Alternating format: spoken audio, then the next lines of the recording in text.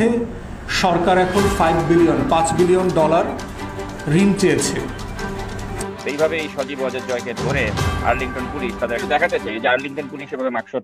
আসসালামু আলাইকুম ভিউয়ার্স, দেশ ও দেশের বাহির থেকে যারা আমার ভিডিওটি প্লে করেছেন জানাচ্ছি আন্তরিক শুভেচ্ছা অভিনন্দন। আশা করি সবাই ভালো আছেন, সুস্থ আছেন, আলহামদুলিল্লাহ। তো ভিউয়ার্স, বাংলাদেশের উন্নয়ন অগ্রগতি দেখাতে গিয়ে সিঙ্গাপুরের সাথে তুলনা করেছিলেন মাননীয় প্রধানমন্ত্রী শেখ হাসিনা, কিন্তু বর্তমানে বাংলাদেশ ব্যাংকের বিলিয়ন ডলার রিজার্ভ চুরি হওয়াতে বোঝা যায় যে বাংলাদেশ সিঙ্গাপুর নয় বরং শ্রীলঙ্কায় পরিণত হচ্ছে, যার কারণে এই ডলার চুরির সাথে ব্যাপকভাবে যুক্ত থাকতে পারে সজীব ওয়াজেদ জয়। ফেসে গেছেন ব্যাপকভাবে আমেরিকায়, তার উপরে নানান ধরনের কথোপকথন চলছে। আসুন বিস্তারিত তথ্য জানবো ডলার চুরির আজকের এই ভিডিওতে।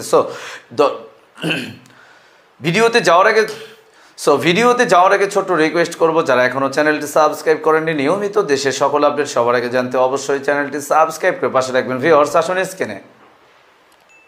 লুটপাটের টাকা পাবে দেশি এবং বিদেশিরা, আদানি টাকা পাবে আমাদের কাছে টাকা পাবে হচ্ছে যারা টিকিট বিক্রি করে, যে সকল এয়ারলাইন্স, তারা আমাদের কাছে টাকা পাবে হচ্ছে ধরেন আমরা বিভিন্ন পণ্য আমদানি করেছি বিভিন্ন দেশ থেকে, এই দেশের টাকাগুলো আমরা শোধ করতে পারছি না, এই মানুষগুলো টাকা পাবে। এলসির অ্যাগেনস্টে অনেক টাকা বাকি পড়ে আছে, এইরকম বিলিয়নস অফ ডলার পাওনা বাকি পড়ে আছে। সমস্যা কি? আপনি যখন একটা মুদির দোকানে যান এবং মাসের পর মাস বাকি নেন, কিন্তু আপনি টাকা ফেরত দিতে পারেন না, একটা সময় পরে ওই মুদির দোকানদার আপনাকে কিন্তু আর বাকি দেবে না। আপনি যত অভাবেই থাকেন, সে আপনাকে চাল দেবে না, ডাল দেবে না, আলু পেঁয়াজ রসুন এগুলো দিবে না। রাষ্ট্রের ক্ষেত্রে বাস্তবতাটা তাই, যে আপনি যখন কন্টিনিউয়াসলি সারা পৃথিবী থেকে ঋণ নেবেন, ঋণ শোধ করতে পারবেন না অন টাইমে, তাহলে আপনাকে আর তারা ঋণ দেবে না। গতকালকে আপনারা দেখেছেন যে আমেরিকান বাংলাদেশ যে চেম্বার কমার্স ছিল, তারা প্রেস কনফারেন্স করেছে। সেখানে বাংলাদেশের আমেরিকান অ্যাম্বাসির যে বিজনেস অ্যাটাচে আছে, কমার্শিয়াল অ্যাটাচে আছে, সে এসে বলেছে যে আমেরিকান কোম্পানি যারা বাংলাদেশে ইনভেস্ট করেছে, তারা ট্যাক্স দেওয়ার পরেও তাদের প্রফিটের টাকা আমেরিকাতে নিতে পারছে না, সরকারের কাছে ডলার নাই, সে টাকা দিতে পারছে না। তাহলে আমি এই দেশে আমার টাকা বিনিয়োগ করেছি, আমি এখানে রাজস্ব দিয়েছি, আমার যা যা আইনি রিকোয়ারমেন্ট ছিল আমি সব পূরণ করেছি, এখন আমার প্রফিটের টাকাটা আমি ফেরত নিতে পারছি না। তাহলে এই মানুষগুলো কি এখানে ইনভেস্ট করবে? আপনি দেখবেন অনেক এয়ারলাইন্স বাংলাদেশে ফ্লাইট বাতিল করে দিচ্ছে, কারণ তার টিকিট বিক্রির টাকা বাকি পড়ে আছে, বাংলাদেশ সরকার টাকা দিতে পারছে না। এই হচ্ছে ঋণগ্রস্ত একটি জাতির ব্যক্তি হিসাবে যখন আপনি ঋণগ্রস্ত হয়ে দেউলিয়া হয়ে যান, ঠিক একইভাবে রাষ্ট্র এই ঋণের যে জাল, এই জালে পড়ে একসময় দেউলিয়া হয়ে যায়, তখন সে আটকে যায়।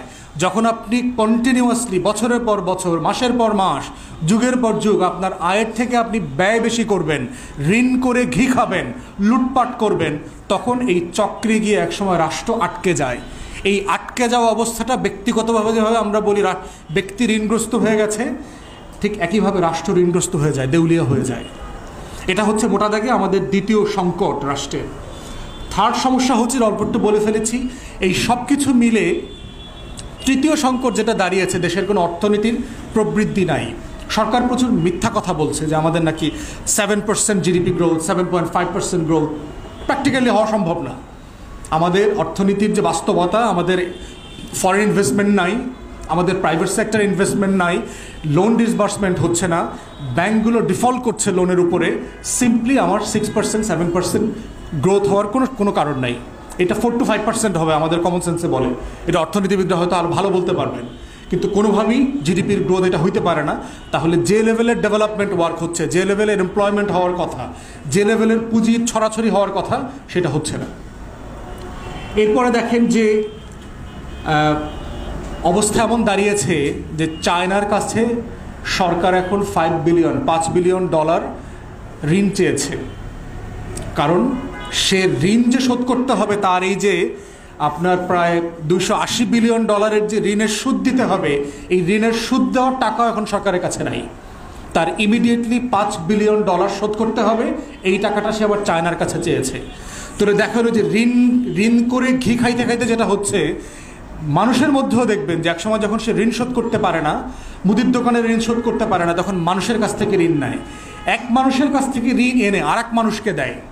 যারা দেখবেন এরকম পাওনাদার শ্রেণী আছে, তো এই লোকগুলোর কিন্তু আপনি যেভাবে জনসমাজে বাটপার বলে না, এই রাষ্ট্রের অর্থনৈতিক কাঠামোটা একটা বাটপারি কাঠামোতে পরিণত হয়েছে, যেটা জনগণের জন্য খুবই ক্ষতিকর হয়েছে। তো চায়নার কাছ থেকে, এবং এটা খুব উচ্চ মূল্যে নিতে হবে দিন শেষে। চায়না ইতিমধ্যে আমাদের এখানে প্রচুর পরিমাণে ট্রেড করতেছে, প্রচুর ইনভেস্ট করেছে, এবং সেগুলো খুবই চড়া মূল্যে করেছে, পদ্মা সেতু, মেট্রো রেল থেকে শুরু করে সব জায়গাতে। এখন আবার আপনি সেই ঋণের টাকা শোধ করতে পারছেন না, সুদ দেওয়ার জন্য আবার ঋণ নিতে হচ্ছে। এই হচ্ছে বাংলাদেশের অর্থনীতির অবস্থা। ব্যাংকের অবস্থা দেখেন, আমাদের 54টা ব্যাংকের মধ্যে সরকার, বাংলাদেশ ব্যাংক নিজেরই বলেছে 38টা ব্যাংক রেড জোনে আছে। খুব খারাপ অবস্থা আর কি, মানে এর ভিতরে কোনো তারল্য নাই, ঋণ দেওয়ার মতো অবস্থা নাই। আপনার বাংলাদেশ ব্যাংকে যে ন্যূনতম একটা টাকার পরিমাণ জমা রাখতে হয়, ক্যাপিটাল, সেটা জমা রাখতে পারছে না। বাংলাদেশ ব্যাংক তাকে জরিমানা করতেছে, সেই জরিমানার টাকা শোধ করতে পারছে না। পদ্মার মতো আর কি, পদ্মা নদীভাবে শুকায় গেছে না, পদ্মা ব্যাংক এরকম শুকায় গেছে। এই হচ্ছে বাংলাদেশের ব্যাংকিং সেক্টরের অবস্থা। জোর করে মার্জার করছে, এবং দেখেন একটা ব্যাংকের সাথে আর একটা ব্যাংক মার্জার করে এর ভিতরে একটা লুটপাট আছে। লুটপাটটা কি?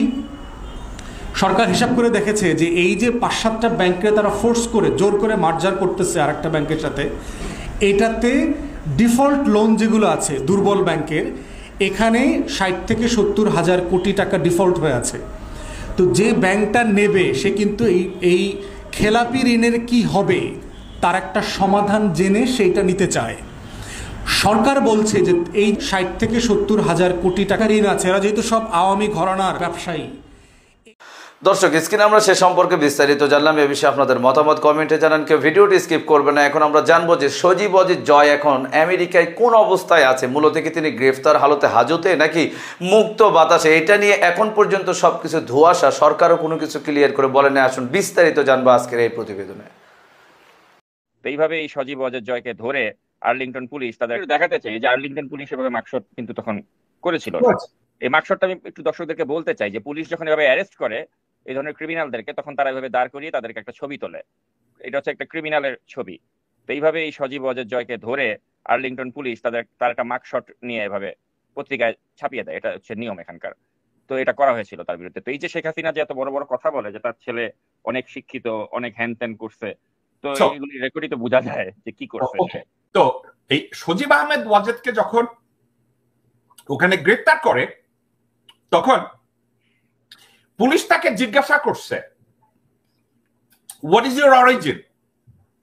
বাংলাদেশি ভাই বোনেরা জিজ্ঞাসা করছিল হোয়াট ইজ ইউর অরিজিন, অর্থাৎ তুমি কি Indian, Bangladeshi, Pakistani, American, whatever. Bangladeshi ভাই বোনেরা, হাসিনার ছেলে বলেছে সে হোয়াইট, ককেশিয়ান। কোন দিক থেকে? মানে সাকিব কোন দিক থেকে মানে ককেশিয়ান? সেটাই বলছে।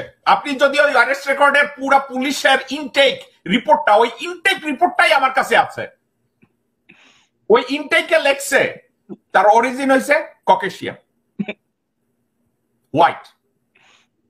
বাংলাদেশি ভাই বোনেরা, আপনারা যখন এই হাসিনা ফেরেস্তা, হাসিনা পীর, হাসিবে রব্বানি, হাসিনা কুতুব, হাসিনা আউলিয়া, এই টাইপ কথাবার্তা বলেন, আমি নিতান্ত আমার ভিতরে রসবোধ কাজ করে। যখন আপনারা এগুলো ডাকেন তখন আমি মনে মনে বলি একটা কত রূপে না সাজানো যায়। এই ছেলে বলছে সে নাকি ককেশিয়া। এমন হইতে পারে ও যখন ওর মার পেট থেকে পশ্চিম পাকিস্তানে ইসলামাবাদ অথবা রাওয়ালপিন্ডির হসপিটাল থেকে পেটের থেকে বাইরেছে, তখন সাদা চামড়ার কিছু লোকজনরা দেখে ও সবাই রে বোঝা ছিল। পাকিস্তানি চেহারা সুরত একটু রাঙ্গা রাঙ্গা থাকে। এখন এই রাঙ্গা রাঙ্গা দেখা ও মনে করছে ও সাদা, ওর চারপাশে সবাই সাদা আসিল। সাকিব, আমি আর আপনি হাসলে কাজ হইব? ওর মা যেদিন ওরে জন্ম দিছে তার পরের দিন, হ্যাঁ পহলে মোলাকাত হ্যায় এই সিনেমা দেখতে গেছে। তো তার ছেলে বলছে যে সে হোয়াইট। তো এটা হয়েছে সে। এবার আসেন, আপনি বলছেন চুপ্পুর ছেলে কোন আদনান না কোন ছাতু? চুপুরিয়া নাতি। সে হইছে ওটাকে আদনান এবং তাহমিদ আদনান। ওকে, সে প্রযোজক হইছে। প্রযোজক হয়েছে তার ছেলে আরশাদ আদনান। ওকে, আমাকে আমেরিকায় একজন সার্টিফাইড পাবলিক অ্যাকাউন্টেন্ট ভদ্র মহিলা আমাকে এই সাকিব খানের কথা বলে আমাকে বলছে, সাকিব খানের কথা বলে জঘন্য ভাষায় গালিগালাজ করলেন এই ভদ্র মহিলা। এটা একটু আমি চাই আপনি দর্শকদেরকে বলেন যে এই সাকিব খান যে যুক্তরাষ্ট্রে আসতেছে, এখানে গ্রিন কার্ড করতেছে, এখানে মানি লন্ডারিং করতেছে, এই সম্পর্কে যদি কোনো তথ্য থাকে আপনি একটু যদি দেন। আমি এটা নিয়ে এক ভদ্র মহিলা, আমি ওনার কাছ থেকে অনুমতি নেই নাই যে আমি ওনার নামটা বলতে পারি কিনা, কিন্তু উনি একজন সার্টিফাইড পাবলিক অ্যাকাউন্টেন্ট। আমি বোধহয় ওনার ডাক না, ও দর্শক স্ক্রিনে আমরা সে সম্পর্কে বিস্তারিত জানলাম। সো আজকের ভিডিও এই পর্যন্তই। ভালো লাগলে লাইক এন্ড কমেন্ট করবেন এবং দেশের সকল আপডেট সবার আগে জানতে অবশ্যই চ্যানেলটি সাবস্ক্রাইব করে পাশে রাখবেন। দেখা হবে পরবর্তী ভিডিওতে ইনশাআল্লাহ। আসসালামু আলাইকুম ওয়া রাহমাতুল্লাহ।